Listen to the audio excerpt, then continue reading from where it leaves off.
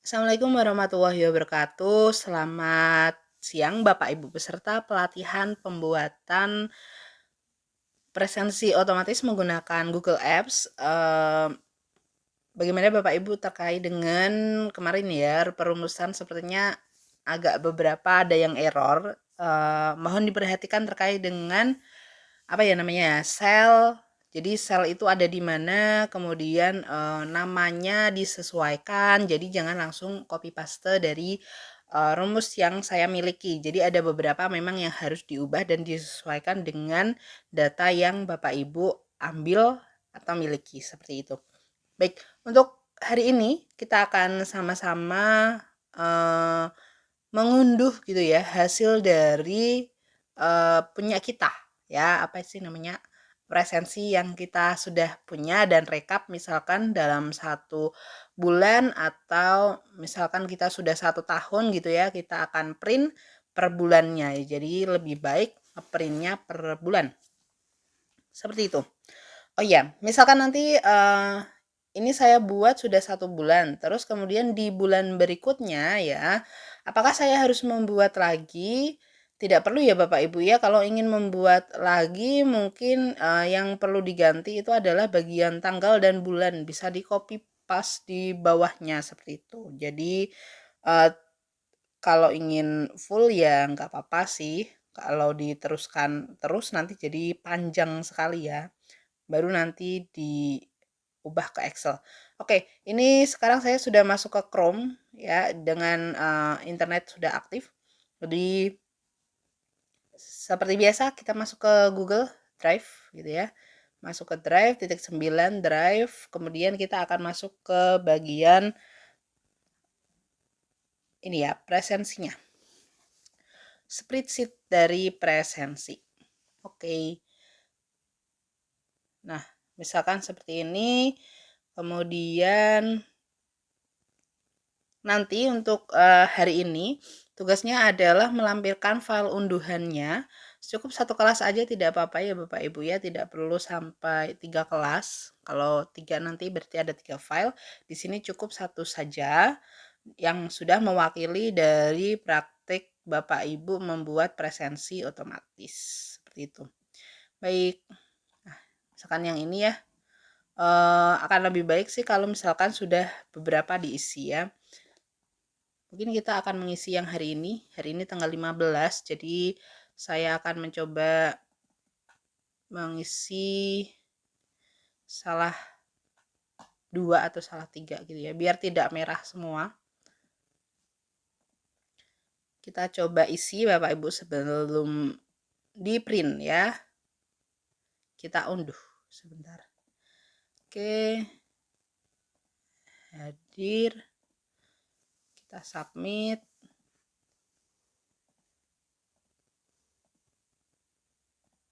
Misalkan hadir.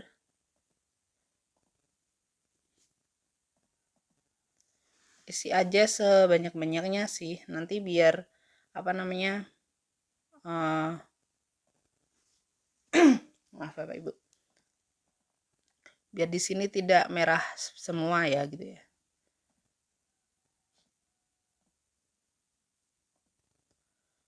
Oke, yang ketiga.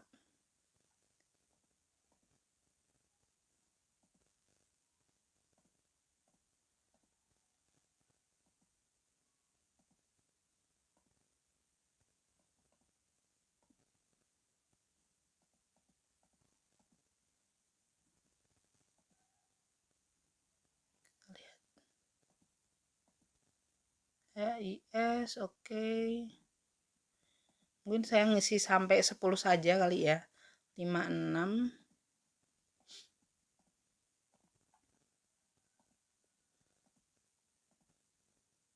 Hadir. 6. Hadir juga. Oke, 7 udah. 8.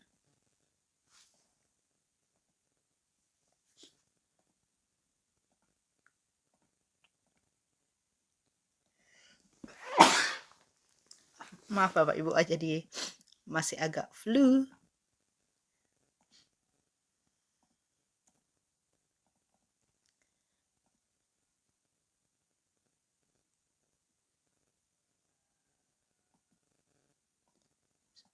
Belum ya. Hadir.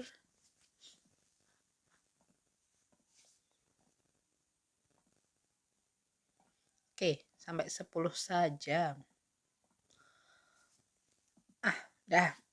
Misalkan seperti ini ya. Jadi alangkah lebih baik sih sebenarnya udah ada isinya ya. Jadi baru kita print. Jadi ada kelihatan berapa isinya. Nah, sekarang kita akan langsung praktik ya, praktik bagaimana mengunduh. Jadi pengunduhan untuk presensi otomatis ini ada beberapa tipe ya. Bisa ke Excel, ke PDF dan lain sebagainya. Kalau ke Excel itu berarti menyimpan ke apa namanya Microsoft Excel punya Bapak Ibu nanti bisa dibuka secara offline. Tapi menurut saya itu agak pemborosan karena kalau kita menyimpan ke Excel nanti kan datanya bisa jadi kita inginnya lanjut kan. Jadi siswa pada bulan berikutnya itu berlanjut dan berlanjut terus. Makanya mending tetap pakai yang Google Sheet ini daripada menggunakan Excel. Kemudian kalau ingin download ya langsung aja dalam bentuk PDF-nya saja biar langsung sudah rapi. Karena terkadang kita merapikan Excel itu lebih susah daripada merapikan yang Google Sheet ini Bapak Ibu ya. Jadi merapikan Google Sheet menurut saya itu jauh lebih mudah daripada merapikan Excel. Seperti itu. Mari kita langsung praktik saja. Cara mengunduhnya yang pertama adalah klik file. Klik file. Kemudian di sini silahkan pilih download ya. Nah, di sini ada beberapa macam. Ada Excel, ada ODS ya. Ini kalau misalkan Bapak Ibu memakai open source Linux ya. Kemudian ada PDF, HTML itu nanti web page. Kalau kita misalkan punya web, pengen ditampilkan ke siswa itu bisa pakai ini. Kemudian pakai CSV. CSV ini juga apa ya namanya ya? Untuk yang open source bisa nanti diubah lagi ke Excel juga bisa sama TSV. Tapi yang sering kita denger itu yang PDF ya Bapak Ibu sama XLSX ya yang Excel. Kita akan mencoba yang klik PDF. Oke. Nah, kalau kita klik PDF, nah dia otomatis akan langsung bagus seperti ini ya Bapak Ibu ya. Jadi langsung terbentuk 2 nomor. Oh iya, karena ini kebagi jadi 2, kita coba untuk menjadi potret ya. Nah, kalau potret ini akan 1 halaman saja otomatis gitu ya. Jadi yang pertama diubah adalah tadi ya, page orientation-nya diubah menjadi potret. Kemudian paper size-nya kita ubah menjadi A4 atau kalau Bapak Ibu memakai F4 ya pakai folio ya. Di sini saya pakai A4 saja. Oke, kemudian fit to width-nya biarkan. Jadi maksudnya fit to width itu kanan kirinya sesuai. Kalau misalkan kita pakai normal nanti akan rusak ya. Ini sama kayak Excel ya. Kalau kita pakai Excel kayak gini berubahnya. Dan saya nggak suka. Mending pakai fit to width. Ini nggak ada nggak ya di Excel ya? Ya pokoknya itu. Kemudian marginnya normal nggak apa-apa. Tapi kalau misalkan Bapak Ibu menggunakan yang format 4333